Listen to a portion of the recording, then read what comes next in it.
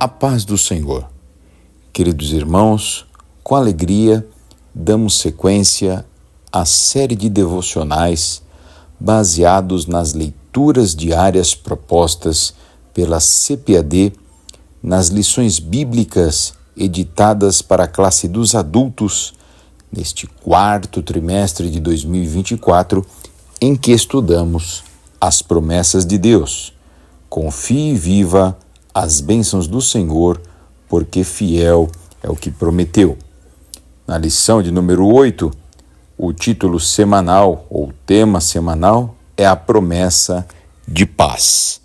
E tendo falado alguns dias sobre a paz de Deus, nesta quinta-feira, os editores propuseram o título Por meio de Cristo, temos paz com Deus. E o texto proposto está no livro, ou melhor, na carta de Paulo aos Romanos, no capítulo de número 5 e versículo 1. Façamos, pois, a leitura do texto sagrado. Sendo, pois, justificados pela fé, temos paz com Deus por nosso Senhor Jesus Cristo. Amém.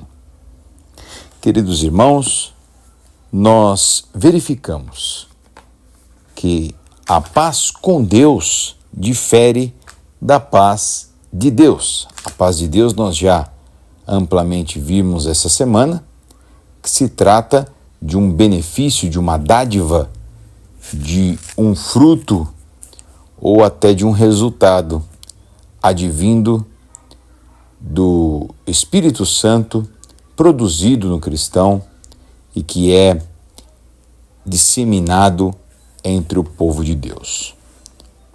Neste ponto do título de hoje, falamos da paz com Deus e, na verdade, estamos a falar da salvação, este processo milagroso da salvação do novo nascimento, não é isto?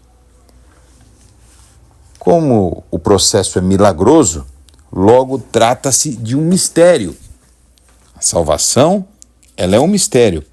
Paulo, escrevendo aos Efésios, no capítulo de número 3 e versículo 3, nos diz assim: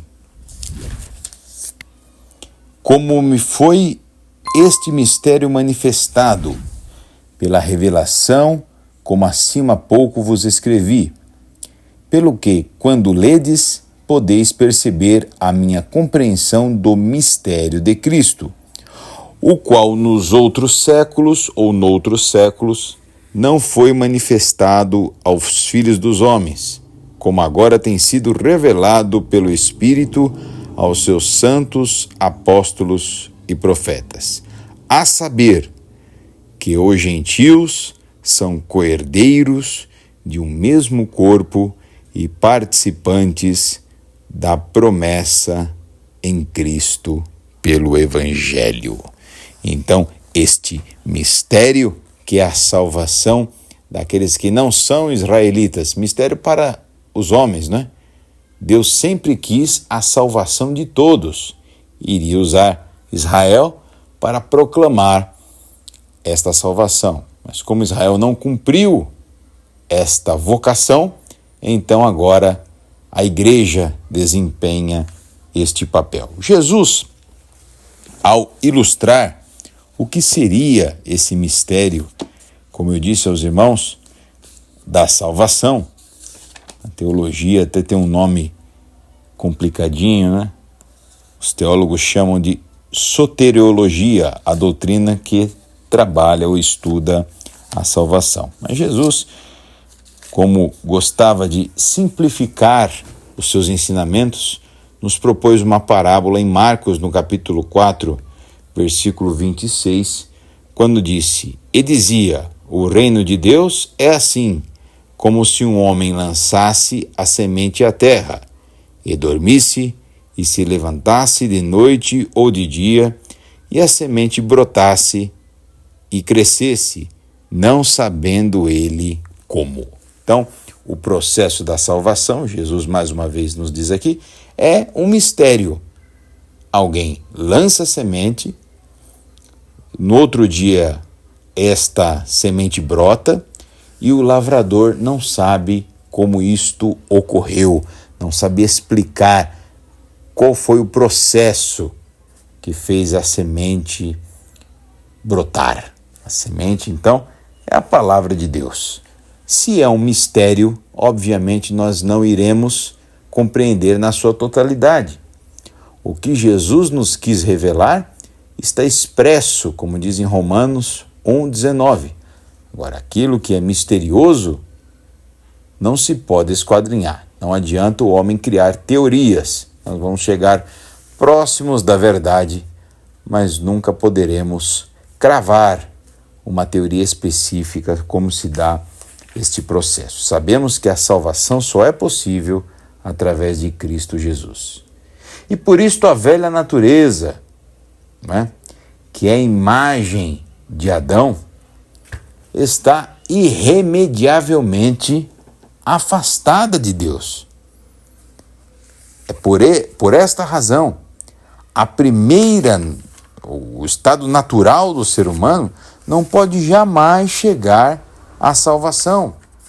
Em Romanos, no capítulo 3, versículo 12, o apóstolo Paulo diz: todos se extraviaram e juntamente se fizeram inúteis.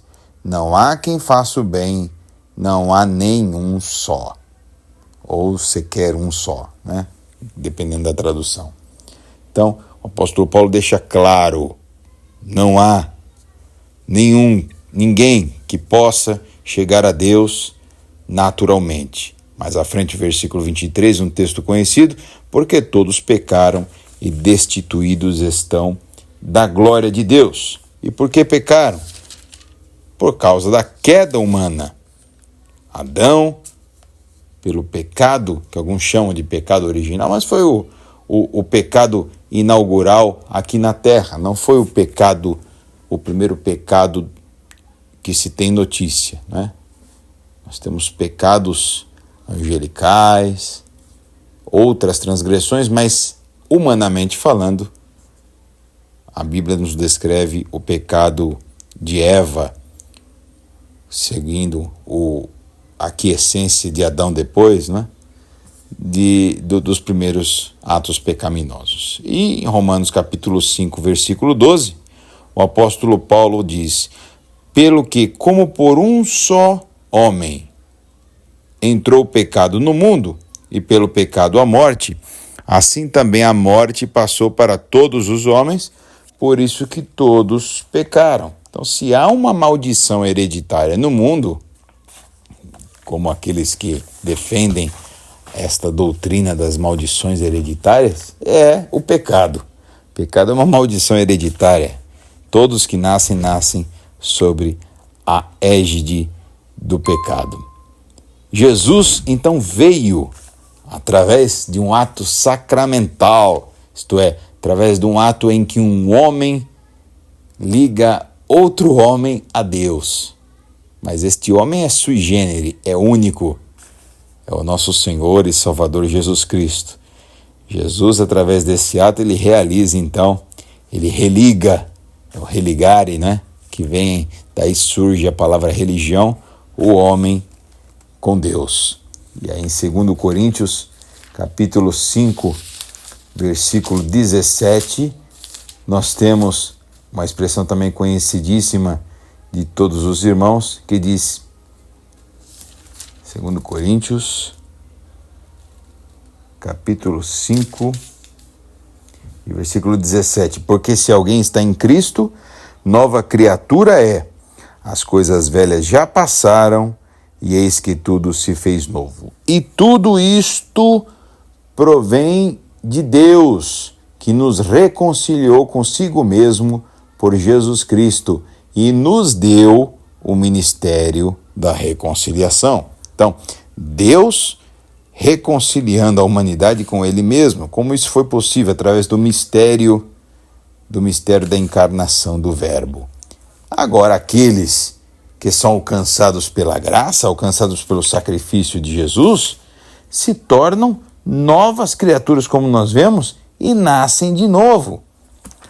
Pedro, ao explicar esta parte em sua epístola, no capítulo 1 e versículo 23, ele diz: sendo de novo gerados, não de semente corruptível, mas da incorruptível, pela palavra de Deus, viva e que permanece para sempre. Então agora, esta criação decaída é de novo gerada, não é? João chega a relatar no seu evangelho que a todos quantos receberam ao Senhor, João 1:12, deu-lhes o poder de serem feitos filhos de Deus ao que creem no seu nome. Desta forma, então, por adoção, né? Adoção não em relação a Israel, mas adoção em relação a Jesus. Jesus é o Filho unigênito do Pai, o único gerado de Deus. Nós agora somos filhos adotivos de Deus em relação a Jesus. Agora, por adoção, ocorre o que nos estudos sobre a salvação nós chamamos de doutrina bíblica da justificação, que é justamente o texto que nós lemos em Romanos, no capítulo 5, versículo 1, que é proposto para o devocional desta quinta-feira.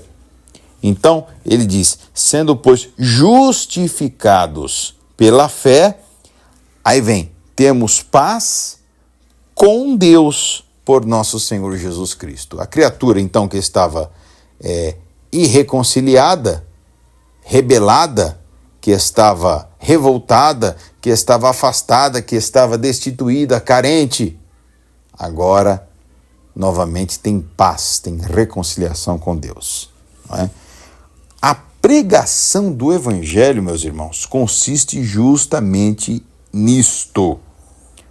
O Evangelho puro e eficaz, a pregação do Evangelho pura e eficaz é aquela que mostra para o ser humano, mostra para o pecador, quão afastado ele está de Deus, que calamidade terrível espiritual ele está vivendo e que perdição eterna terrível o aguarda se continuar rumando às chamas infernais, não é?